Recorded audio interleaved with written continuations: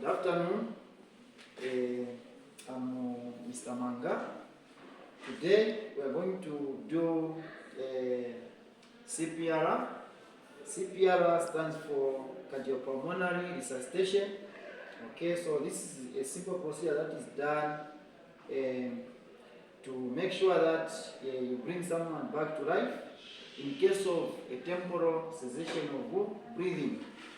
Okay, so CPR can be done in conditions like cardiac arrest. Okay, we know that in cardiac arrest there is temporal cessation of the breathing. So you have to perform a CPR so that you help this person to come back to life. Okay, so we all know that cardiac arrest can be caused by maybe hypokalemia, okay, maybe hyperkalemia, okay, that is higher or low levels of potassium in the system. Someone may go into a cardiac arrest. Okay, the other one can be maybe due to hypocalcemia, okay, reduced levels of calcium, and also hypercalcemia, too much calcium in the system. Also, hypothermia can cause a cardiac arrest, okay. Also, hypoxia can also cause a cardiac arrest. So, once a cardiac arrest happens, you have to do CPR to bring this person back to life. So, I want you to understand that a cardiac arrest can occur anywhere. It can be in class, it can be on the bus, it can be on the roadside. Okay, so when doing this procedure, you need an assistant. Okay, when I start doing the procedure, you are going to see how I'm going to do it. Okay, so when they start, you can sanitize.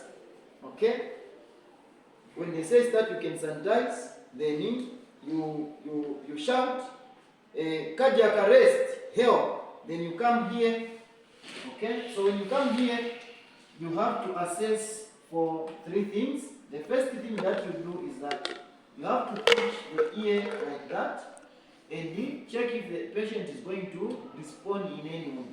Okay, so if there is no response, you can proceed to perform a jaw thrust or a chin lift, where you put the patient in this manner so that they don't swallow their tongue.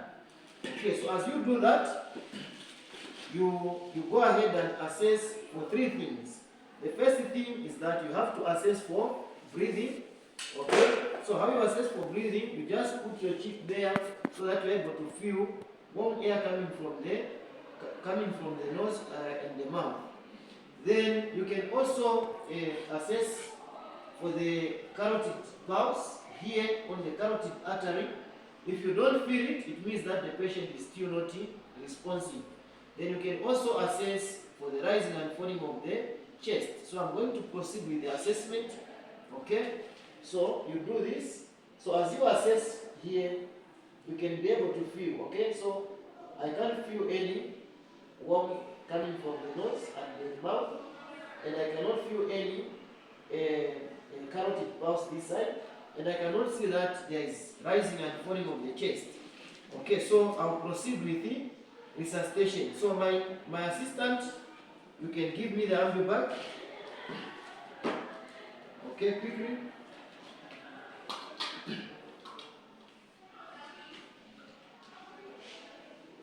Okay, so this is an ambu bag. Okay, so you can see the mask, the way it has been made.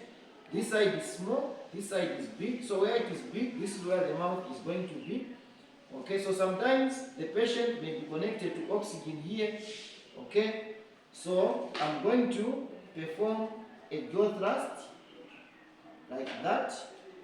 What is covering both the nose and the mouth, I will perform a jaw thrust like that. What is making a C here, then I'll make sure that this mask is tight So I'll give 5 rescue breaths. Okay, so I'll give 1, 2, 3, 4, 5. Okay, so my assistant, you can do 30 compressions here on the sternum. Okay?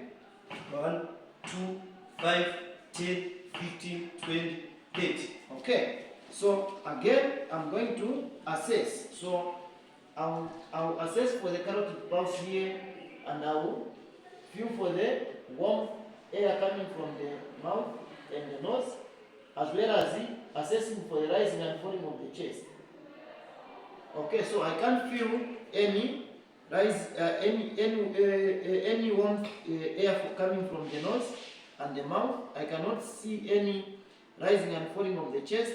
I cannot feel any carotid pulse. So I'm going to give 2 rescue breaths. Okay, 1, 2, 3. Oh. Okay, 2. So you can do 30 compressions. 1, 5, 10, 20, 25, 30. Okay, so again I'll proceed to assess.